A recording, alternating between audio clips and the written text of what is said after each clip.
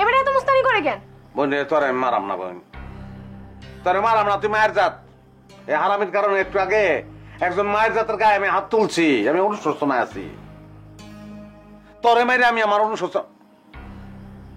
চুল লাল করে তোর, হ্যাঁ কালা চুল হলদে হয়ে গেছে কে রে? অভিশাপে।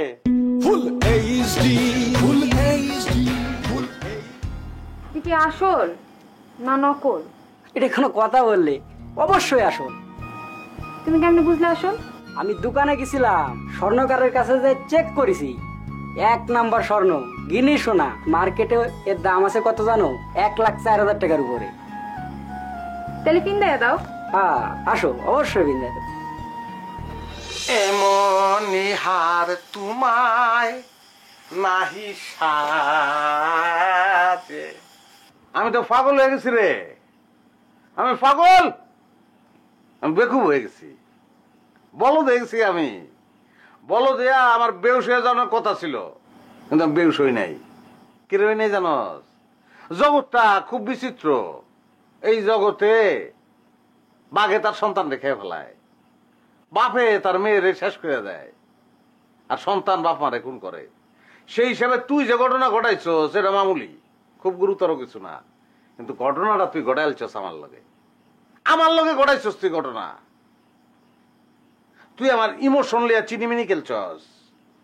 তোর কাহিনী উন্না আমি নিয়ত করছি যে একটা সিনেমার স্টোরি লিখুন, এমন ইমোশনাল স্টোরি। হ্যাঁ, আমার চোখে পানি হয়েছে, আমার গায়ের পশম কার হয়ে গেছে। তুই আমার লগে এমন ঘটনা ঘটাইছস। এবারে কে? এবারে এত মুস্তানি করে কেন? বোন তোর আমি মারাম না বোন, তোর মারাম না, তুই মায়ের জাত। এই হারামির কারণে একটু আগে একজন মায়ের জাতের গায়ে আমি হাত তুলছি, আমি অনুশোচনায় আছি। তোরে মাইরে আমি আমার অনুশোচন। চুল লাল করে তোর, ইট দিয়ে সাবা দিয়ে রাখছিলি, এর লেগে জ্বলিয়ে গেছে।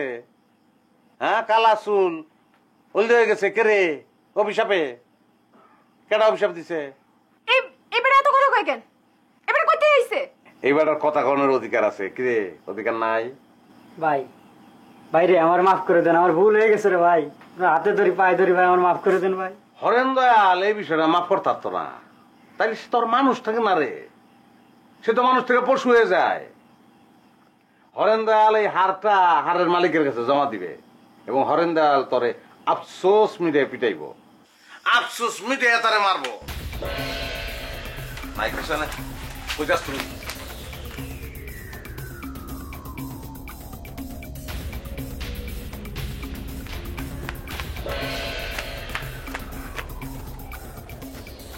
কিরে ফলাইতে পারলি না তো? তোর কপালে খারাপই আছে কয়ে দিলাম। আমার কপালে কোনো খারাপই নাই, আমার কপালে কোনো সময় খারাপই তাহে না। সামনে থেকে সর। তোরে মারাম, আফসোস মিটাই মারাম তোরে। তোর ভালো লাগে বলতেছি, আমার সামনেতে সরে যা, আমি খুব টায়ার্ড, আমি আর দৌড়াইতে পারবো না। আমি চাইতাছি তুই ঝামেলা কর। তোর শালা সর। না না ঝামেলা কর, ঝামেলা না করে তুই যাইতে পারবি না। আল্লাহ রে মিজাজটা কেমন লাগে, সর কইলাম। মিজাজটা যেমনই লাগুক তুই আমার লগে ঝামেলা কর, তারপরে তুই এনতে যাবি। আজকে শালা তোরে আমি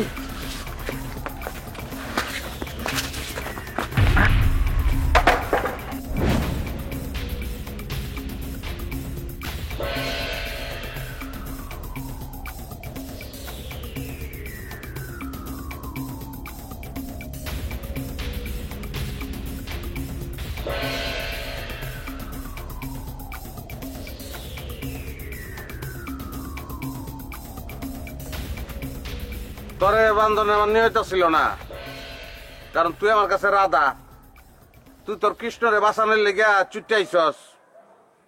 এইটাই প্রেমিকার ধর্ম, ঠিক করছস। তুই আমার মারতে চাইছস, আমার কপাল ভালো, পারস নাই তুই, বাধ্য হয়ে তোরে বানছি আমি। তুই বিশাল বড় প্রেমিকা, তোরে লই তুই গান্ডা।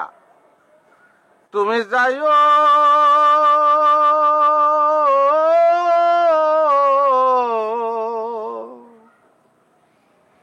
যমুনার ঘাটে, নামানি নদীর বাদা,